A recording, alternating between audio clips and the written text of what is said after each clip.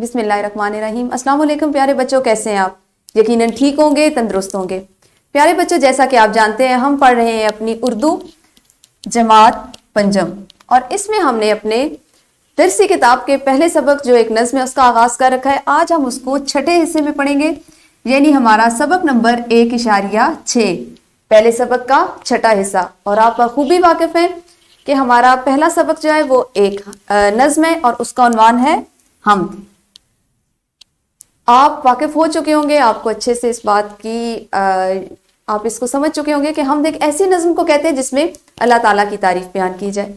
پیارے بچوں، آج جو کام ہم نے کرنا ہے وہ ہے ہمارا عملی منصوبہ۔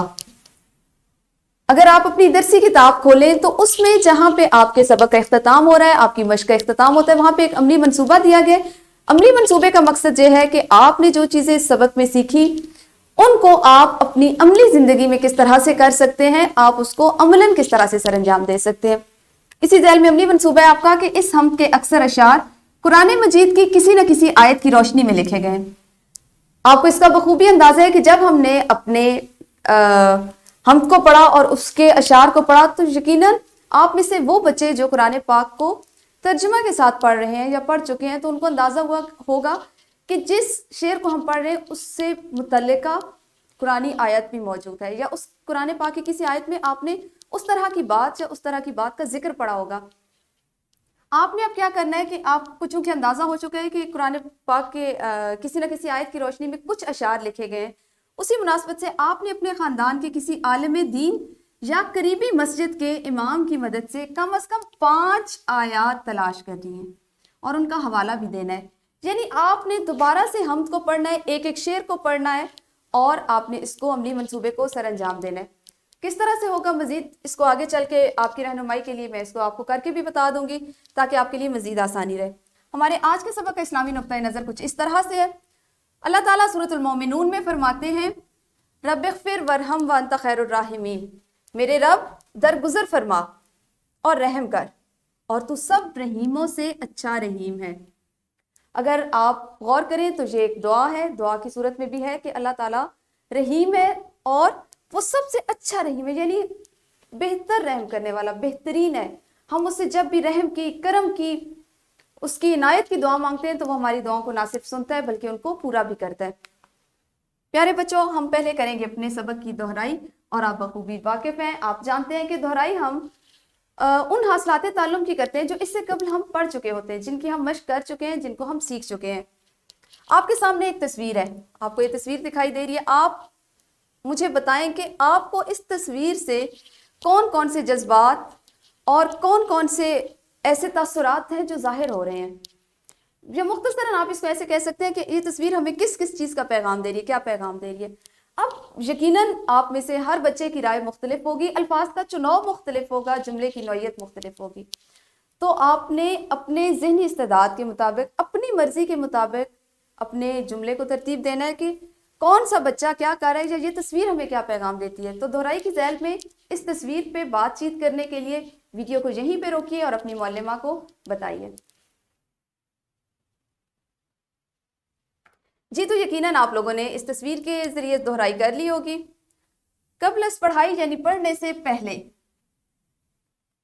پہلے آپ جیسا کہ جانتے ہیں کہ حمد وہ نظم ہوتی ہے، میں نے آپ کو آغاز میں بھی بتایا، کہ جس میں شاعر اللہ تعالیٰ کی تعریف کرتا ہے۔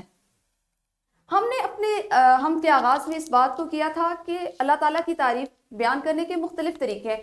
کچھ لوگ ایسے ہوتے ہیں جو اللہ تعالیٰ کی حمد و ثنا بیان کرنے کے لیے خطاطی کرتے ہیں، کچھ لوگ ایسے ہیں کہ اس کی بنائی بھی خوبصورت چیزوں کو کینوس پہ بناتے ہیں، ان کو خاکہ نگاری کرتے ہیں، منظر کشی کرتے ہیں۔ کچھ لوگ ایسے ہوتے ہیں جو مضمون لکھتے ہیں، کہانیاں لکھتے ہیں۔ کچھ لوگ ایسے ہوتے ہیں جو قرآن پاک کی آیات کو خوبصورت انداز میں، ہر کسی کا اپنا انداز ہے، جداگانہ انداز ہے، منفرد انداز ہے۔ ایک انداز جس کو ہم پڑھ رہے ہیں، جس پہ ہم بات کر رہے ہیں، وہ ہے حمد۔ یعنی کچھ لوگ ایسے ہوتے ہیں جو اللہ تعالیٰ سے محبت، اس اللہ تعالیٰ سے اپنی جو عقیدت ہے، جو اپنی بندگی ہے، اس کو ظاہر کرنے کے لیے، اللہ کی تعریف بیان کرنے کے لیے شعر و شاعری کا ساتھ دیتے ہیں یا اس کو اپناتے ہیں۔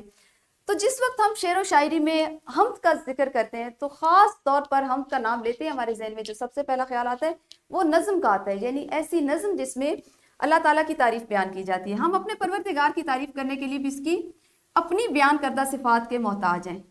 یعنی آپ دیکھیں کہ کتنی بڑی بات ہے، تعریف ہم اللہ کی کر رہے ہیں اور اس کی صفات کے ذریعے کر رہے ہیں. ہمیں اس کے لیے بھی ادھر ادھر سے کسی چیز کا سہارا لینے کی، دنیا کی کسی چیز کا سہارا لینے کی ضرورت نہیں، بلکہ اللہ تعالیٰ کی اپنی صفات اس قدر ہے کہ جب ہم اللہ کی تعریف بیان کرتے ہیں تو انہی صفات کے ذریعے سے ہم اللہ تعالیٰ کی تعریف کو جو محسوس کرتے ہیں ان کو بیان کرتے ہیں. اس حمد کے ہر شعر کے پیچھے قرآن پاک کی کسی نہ کسی آیت کا عکس ہے اور ہم آج ان کو تلاش کریں گے. یہی آج ہم نے کرنا ہے، یہی ہمارا آج کا مقصد تدریس ہے اور یہی ہمارا وہ عملی منصوبہ ہے، وہ پروجیکٹ ہے جس کو آپ نے کرنا ہے. پیارے بچوں، ہمارے پاس ہے شعر نمبر 1. آپ کو دکھائی دے رہا ہوگا آپ کی اسکرین پہ. خدا کا نام روشن ہے، خدا کا نام پیارا ہے. خدا کا نام روشن ہے، خدا کا نام پیارا ہے. دلوں کو اس سے قوت ہے، زبانوں کو سہارا ہے. آپ بخوبی واقف ہیں، آپ جانتے ہیں، ہم پڑھ چکے ہیں اپنی حمد کو کہ یہ ہماری حمد کا پہلا شعر ہے.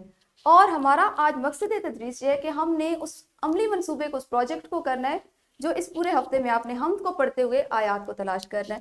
اگر آپ صرف اس شعر کو ذہن میں رکھیں، سامنے دیکھیں، تو آپ کے پاس ایک آیت ہے، اللہ بذکر اللہ تطمئن القلوب. آگاہ رہو، اللہ کی یاد ہی وہ چیز ہے جس سے دلوں کو اطمینان نصیب ہوا ہے. سورۃ الرعد آیت نمبر 28. آپ نے اس میں سے دیکھا کہ اللہ تعالیٰ کی یاد ہی وہ چیز ہے جس سے دلوں کو اطمینان نصیب ہے. خدا کا نام روشن ہے، خدا کا نام پیارا ہے.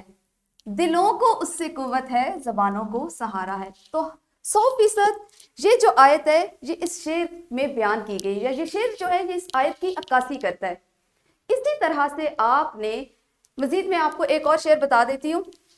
ہمارے پاس ہے شعر نمبر 2. اس کو ہم دیکھ لیتے ہیں. خدا ہی ہے زمین و آسماں کا خالق و مالک. خدا ہی ہے زمین و آسماں کا خالق و مالک. اسی کی قدرت و سنت نے عالم کو سنوارا ہے.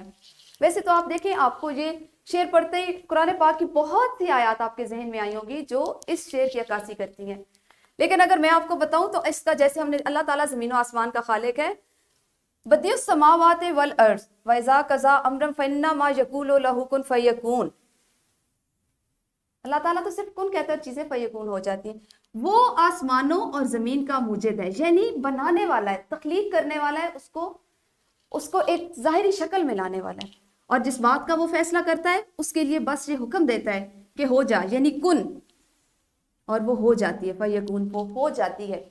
بالکل وہی ہے جس نے زمین و آسمان کو تخلیق کیا، ان کا بنانے والا، ان کا موجد ہے، اور اس کی قدرت، اس کی صنعت کائنات کی ہر چیز میں دکھائی دیتی ہے. آپ کو اب بخوبی اندازہ ہو گیا ہوگا کہ آپ نے کس طرح سے، کس انداز میں ہم کے اشعار کو پڑھنا ہے. اور اس طرح سے آپ نے، یہ سورہ بقرہ کی آیت ہے، آیت نمبر 117 جس کا یہ ترجمہ تھا، ٹھیک ہے. آپ نے اسی طرح سے کم از کم 5 اشعار ہر بچے نے، ان کو آپ نے پڑھنا ہے. اور پیارے بچوں، میں آپ کو بار بار یہ بات بتا رہی ہوں کہ آپ نے ان آیات کا چناؤ کوشش کریں کہ کسی عالم دین کے رہنمائی میں کریں. یہ ایک ایسا موضوع ہے، یہ ایک ایسا کام ہے کہ جس کا انتخاب کرتے ہوئے ہمیں بہت زیادہ محتاط رہنا چاہیے، احتیاط سے کام لینی چاہیے. تو آپ کوشش کریں کہ خود جو چیزیں اگر تو آپ خود سے تلاش کر سکتے ہیں تو آپ انہیں تلاش کریں، یہ بہت اچھی بات ہے. لیکن مزید بہتر یہ ہوگا کہ آپ پہلے اس کو اس شعر کے ساتھ منسلک کر کے کسی عالم دین سے اس پہ رائے لے لیں، اس سے ایک دفعہ ان کو دکھا لیں، اس کو چیک کروا لیں. تو اس کے بعد آپ کا یہ عملی منصوبہ جو ہے یہ مکمل ہوگا. اور اس عملی منصوبے کو آپ کمپیوٹر شیٹ پہ کریں گے. میں نے آپ کی سہولت کے لیے یہاں آپ کو کر کے دکھایا، آپ اس کو کریں گے کمپیوٹر شیٹ پہ. اس کے لیے آپ یہ آنے والا جو پورا ہفتہ اس کو مکمل کریں اور ایک ہفتے کے بعد اپنی معلمہ کو دکھائیں تاکہ آپ کو سوچنے سمجھنے کا وقت ملے اور اسے عملاً کرنے کا وقت ملے. تو انشاءاللہ کل ملیں گے اپنے اگلے سبق کے ساتھ، نعت کے ساتھ. اس وقت تک اپنا خیال رکھیے. اللہ حافظ. شکریہ.